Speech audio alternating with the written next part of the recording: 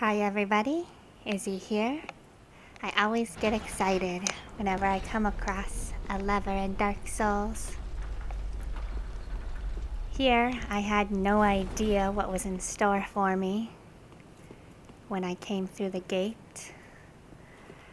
I was just being really cautious, looking around at everything and scoping out the area. And then this happened. I was completely unprepared.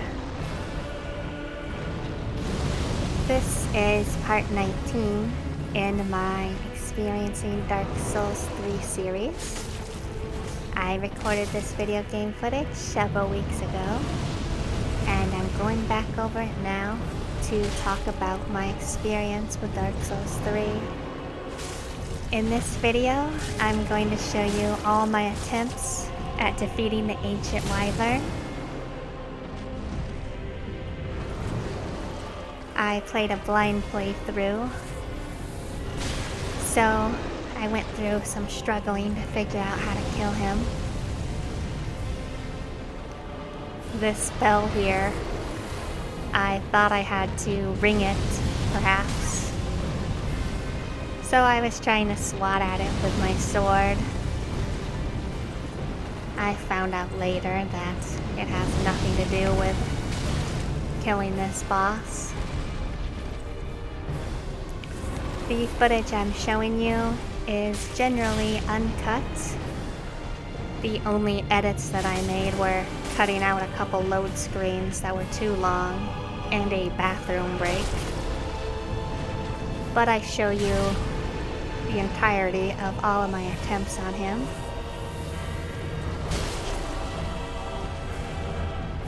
As you can see, my sword is basically doing no damage. I have a big two-handed sword that's built up pretty well.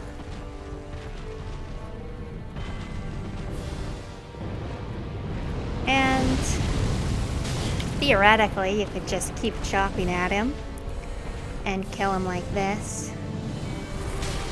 But it would take forever.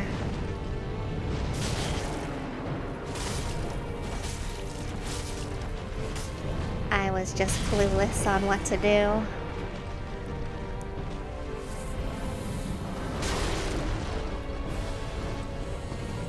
I decided to retreat, try to regroup here and think about how I could go about killing him. And I started to spot the messages on the floor. Of course, they're not player messages because this is offline. Just the basic ones that the actual creators of the game put in.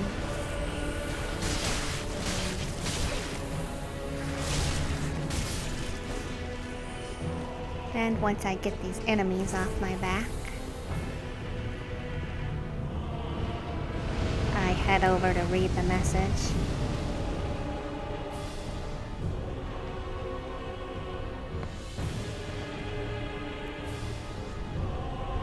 And it says plunging attack.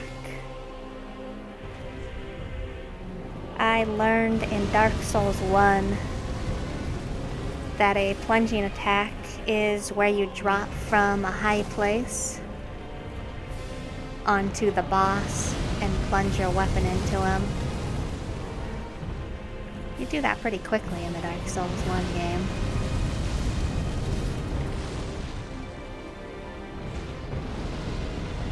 So of course I started running up here to try and figure out where I could plunge attack him from.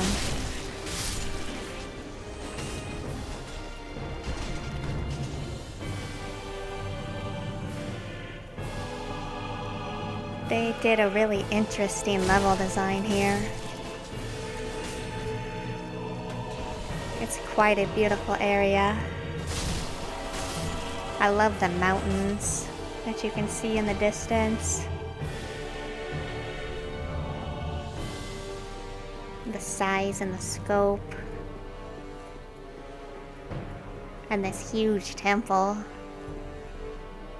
It all has a really magical feel to it.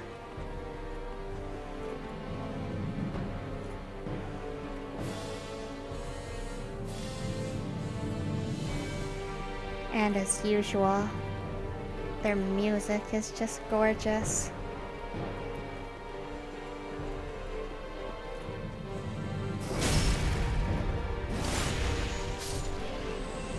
It's dramatic, yet pretty.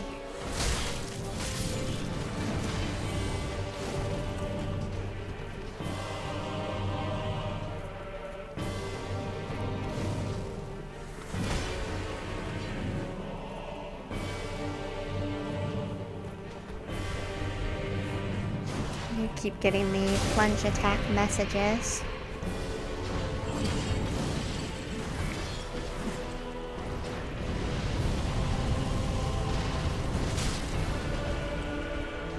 But I still didn't know where to do the plunge attack from yet.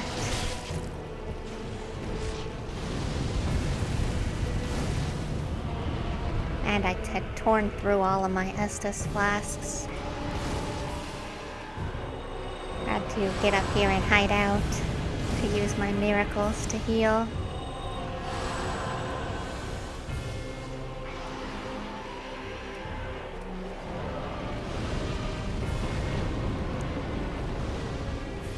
I love my character, Zuri. She really fits this game.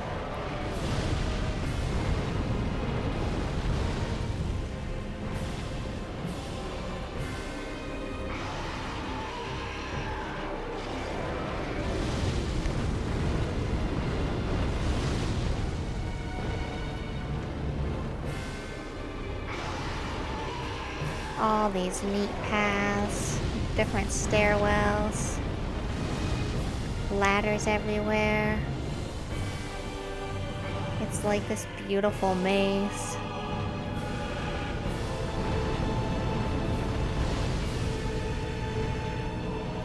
It's too bad this is the last Dark Souls game. I love their design.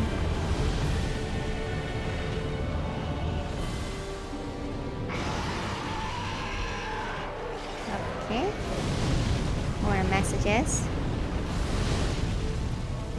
And I think I've come to where I should do the plunge attack, since it's right there. So I gave it a go, missed and died. This was my first cut right here. And that's only because the load screen was insanely long. I didn't want you to have to sit through it.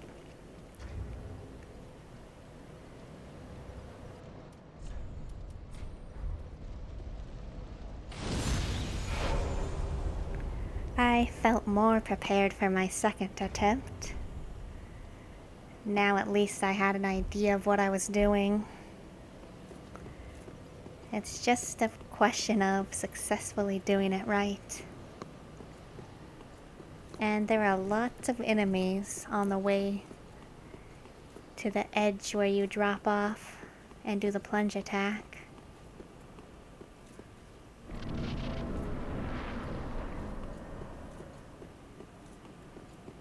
But at least I won't waste so much time just sitting there and trying to kill him with my sword.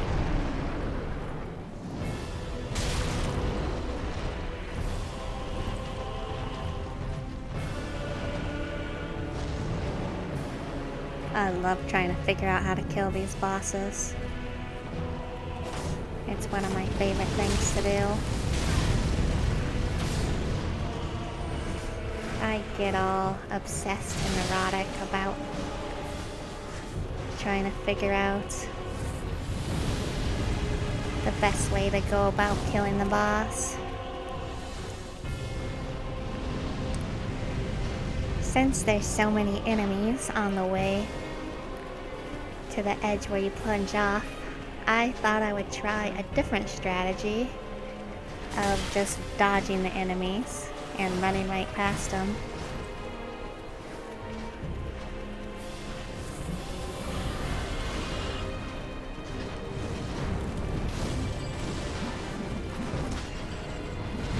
thought I could just avoid all this nonsense. But the enemies all just accumulate and gang up and killed me. I learned my lesson the hard way. I'm trying to take the easy way out. Here I cut another long load screen. And I cut out a bathroom break. Now, this is my third and final attempt where I successfully killed him. It took a combination of killing some of the enemies so I didn't get overwhelmed and ganged up on again, and doing the plunging attack and getting it right this time, instead of just completely missing like I did the first time.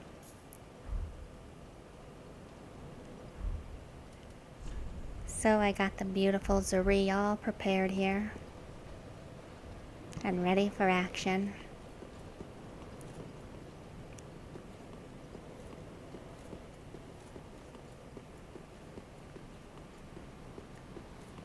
I always like it when the bonfire is right next to the boss. It always makes it a lot easier.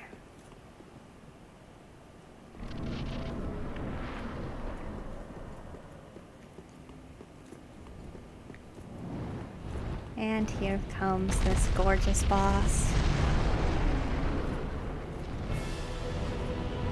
The bosses are always so attractive in the Dark Souls games. They're just breathtaking to look at.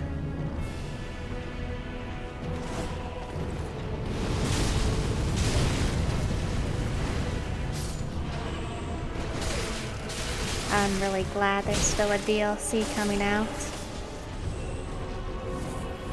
It would be heartbreaking if there was zero Dark Souls content left. The fire breathing is so pretty.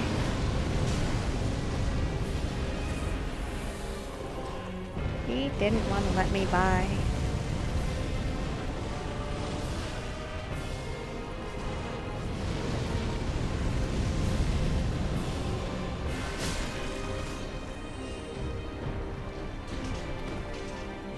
Guess that enemy won't be joining the gang now, will he?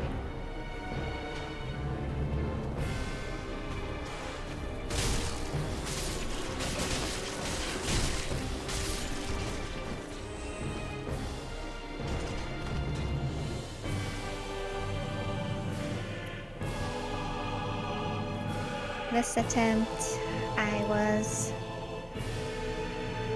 extremely slow and cautious. I didn't do that rushed thing that I did during my second attempt. I always find, generally, that when I try to rush, I get sloppy and generally end up dying in these games.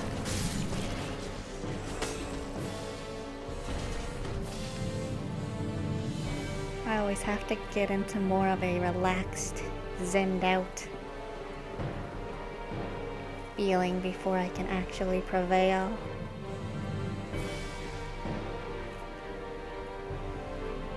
Which of course is a great lesson for life. Whenever you're operating from your emotions, you always tend to struggle and make mistakes. And when you're operating from peace, you can be more aware of everything and be more successful.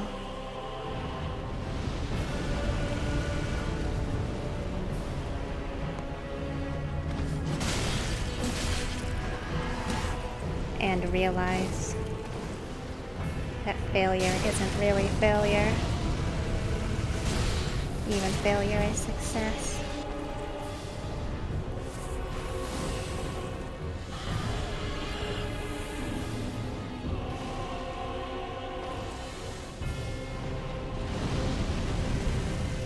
Now, I didn't know it yet when I was playing, but I was about to get my mind completely blown,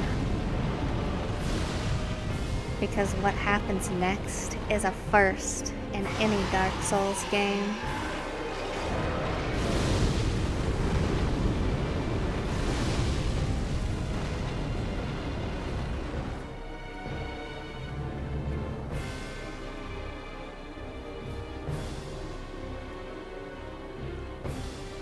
I lined up for the plunge attack.